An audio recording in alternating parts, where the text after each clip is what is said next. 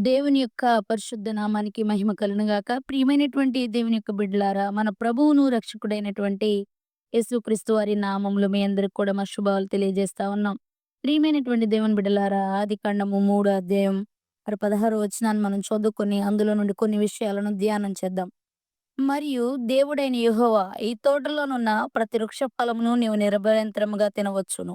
అయితే మంచి చెడు తెలివినిచ్చు వృక్ష ఫలమును తినకూడదు. నీవు వాటిని దినమున నిశ్చయముగా చచ్చెదవని నరునికి ఆజ్ఞాపించెను.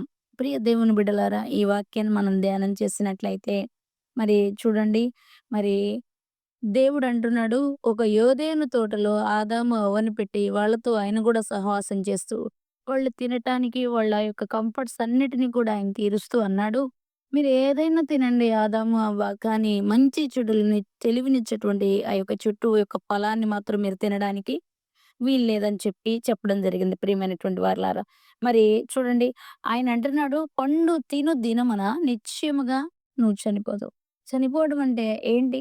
మరి బైబిల్ గ్రంథం చెబుతుంది. మరి ఆదికాండము 5వ అధ్యాయము మరి లాస్ట్ వచనం 26 వచనములో మరి చూసినట్లయితే ఆదికాండం 5వ అధ్యాయం చూసినట్లయితే మనము 5వ వచనంలో చూస్తే, ఆదాము బ్రతికిన దినములన్నీయు 930 ఏండ్లు. అప్పుడు అతడు మృతి పొందెను. మరి ఈ యొక్క రెండో అధ్యాయం 16వ వచనంలోనేమో నువ్వు పండు తిను దినమున నిశ్చయముగా చచ్చెదవు అనుంది.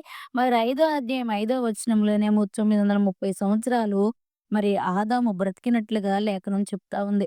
ఏంటి మరి ఈ యొక్క రెండిటి యొక్క డిఫరెన్స్ ఏంటి అని ఆలోచన చేస్తే, ఈ పండు తిన్నటువంటి దినమున ఆ రోజున నిశ్చయముగా ఈయనేం చేశాడంటే ఆత్మలో చనిపోయాడు దేవుని బిడ్డలారా. మరి 2 రకాల మరణాలు, శరీరము, ఆత్మ చనిపోవడం. ఆత్మ చనిపోయి శరీరంతో బ్రతకటం. చూస్తే మరి ఈయన పండు తిన్నాక నిశ్చయంగా ఏమైపోయాడంటే ఆత్మలో చనిపోయాడు. భౌతికంగా అయితే మరి శరీరంతో ఆదాము 930 సంవత్సరాలు బ్రతికినట్లుగా మనం చూస్తా ఉన్నాం. మరి పాపం యొక్క ఫలితం ఏంటి? ఆజ్ఞను అతిక్రమించడమే పాపం.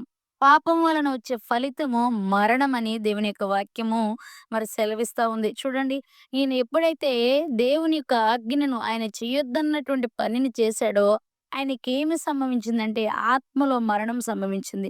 ఆత్మలో మరణం సంభవించడాన్ని బట్టి దేవుడు ఆదాము, అవ్వలతో ఏదెను తోటలో నివసించాలనుకున్నటువంటి దేవుడు ఆ తోటను వదిలిపెట్టి పరలోకానికి వెళ్ళిపోవడం జరుగుతుంది. మరి చూసారా దేవుని యొక్క బిడ్డలారా? మరి దేవుడు మానవునితో ఉండాలనుకుంటున్నాడు. పాపం లేనటువంటి మానవునితో, పరిశుద్ధుడైనటువంటి మానవునితో దేవుడు సహవాసం చేయడానికి ఉన్నాడు. మరి గమనించినట్లయితే భూమి మీద పాపం ఉందనడానికి కారణం ఏంటయ్యా అని ఆలోచిస్తే, భూమి మీద బాధుంది, మరణముంది, యాతనుంది.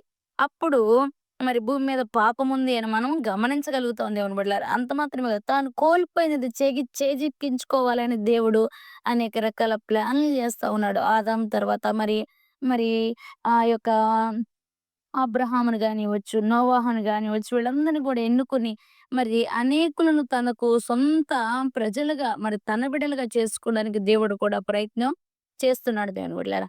మరి మనం గమనించాం, పాపం అనగా ఆజ్ఞను అతిక్రమించడం పాపం. రెండోది, వాక్యము లేకున్నటువంటి అజ్ఞాన స్థితిని కూడా మనం పాపమని అనొచ్చు.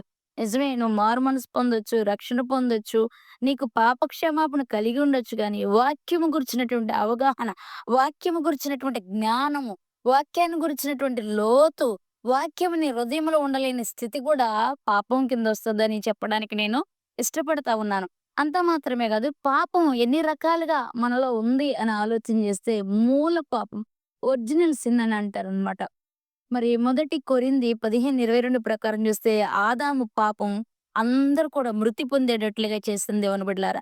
అందరూ కూడా మరి తన తరములో నుండి వచ్చిన వారందరూ కూడా ఆత్మలో మృతి పొందేటట్లుగా చేసింది. మరి అది మూల పాపంగా, ఒరిజినల్ సిన్‌గా మనకు కనపడతా ఉంది. అలాగే వంశపారపర్యమైనటువంటి పాపాన్ని కూడా మనం చూస్తే, జనరేషనల్ సిన్ చూస్తే నిర్గమకాండం 34:7 వచనంలో అంటాడు, 3, 4 తరాల వరకు కూడా మీరు మీ తండ్రుల పాప శిక్షను కుమారులు అనుభవించాలి అనేటువంటి వాక్యాన్ని మనం చూస్తాం. అలాగే ద్వితీయోపదేశ కాండం 5:9-10 వచనాలు చూస్తే, ఇతర దేవతల తట్టు తిరగటం కూడా పాపంతో సమానం. అది కూడా వంశ పారంపర్యంగా 3-4 తరాల వరకు అనుభవించాల్సినటువంటి పరిస్థితి ఉందని దేవుని యొక్క వాక్యం సెలవిస్తా ఉంది. అయితే యేసుక్రీస్తు ప్రభువారు మొదటి రాకడలో రావడాన్ని బట్టి ఈ యొక్క మూల పాపము, వంశపారపర్య పాపాన్ని గూడా దేవుడు కడిగి వేసినట్లుగా, మరి వాటి నుంచి విడిపించినట్లుగా మనం చూస్తా ఉన్నాం. అయితే పర్సనల్ సిన్ ఉంటది. వ్యక్తిగత పాపం ఉంటది. ఆ వ్యక్తిగత పాపము ఎలా పోతది? ఏ యేసు యొక్క రక్తం ప్రతిసారి పాపం నుండి విడిపిస్తదా? మరి నీ పాపాలు వాక్యం దగ్గర నువ్వేం చేయాలి? కడుక్కోవాలి. యేసు రక్తం ఆల్రెడీ చిందించేసాడు. మరాయన వెల చెల్లించాడు, ఎళ్ళిపోయాడు. ఇంతటితో సరిపోదు.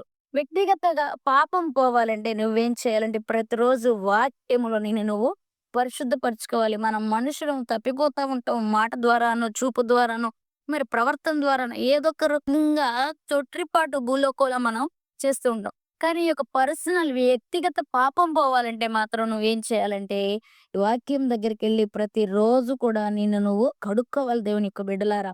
అందుకే అంటాడు ఇర్మియా 2 అధ్యాయం 13 అంటాడు, జీవజలపు ఊటను విడిచిపెట్టేస్తున్నారంట.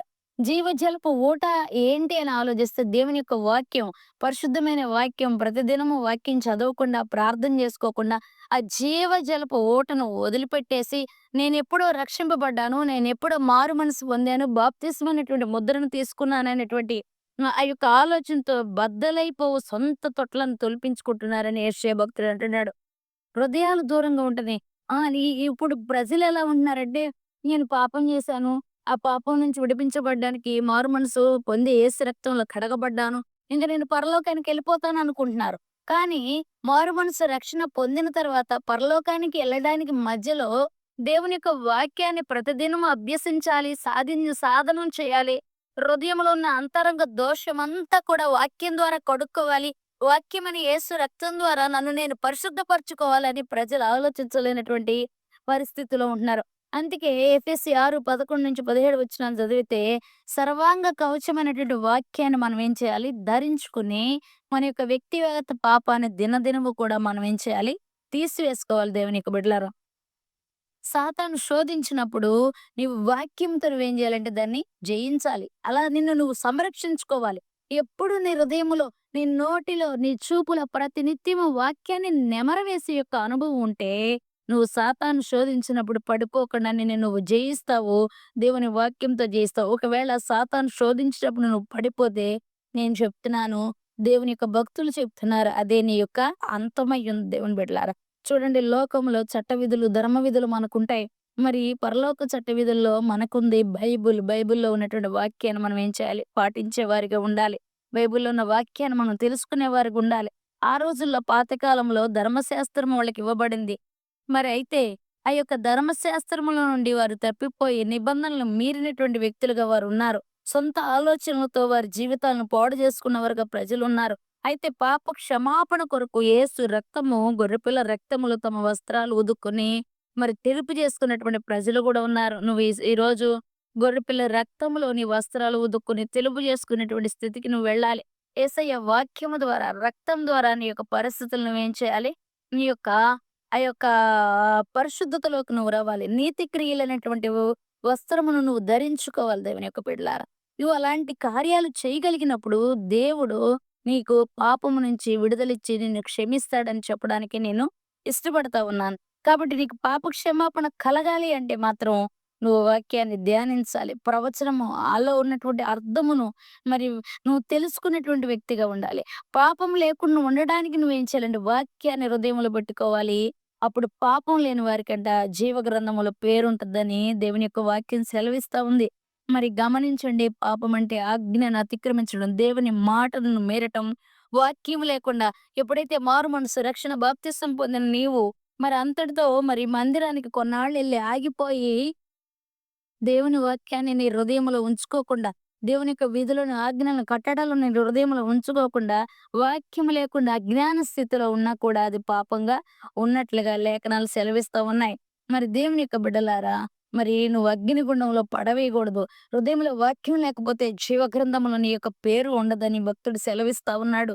నువ్వు అగ్నిగుండంలో మండుచున్న అగ్నిగుండంలోకి నువ్వు వెళ్తావు. అక్కడ అగ్ని ఆరదు, పురుగు చావదు. మరి కాబట్టి ప్రియమైనటువంటి దేవులారా, బిడలారా పాపము నుండి క్షమాపణ పొందాలి. పాపము నుండి క్షమాపణ పొందాలి. మనకున్నటువంటి పాత ఆలోచనలు నేను నిజంగా ఏమనుకుంటున్నామంటే యేసు ప్రభు నామాన్ని ఒప్పుకొని ఆయనను పరిశుద్ధునిగా అంగీకరిస్తే ఆయన నీతిమంతుడు గనుక మీ పాపాలను కొట్టేస్తారు. మీరు రక్షింపబడతారు నిజమే. కానీ నువ్వు పడిన తర్వాత చేయవలసిన పనులున్నాయి దేవుని బిడ్డలారా. దేవుని వాక్యాన్ని నెమరవేసుకోవటం ఉంది. దేవుని వాక్యాన్ని నీ హృదయంలో పెట్టుకోవటం ఉంది.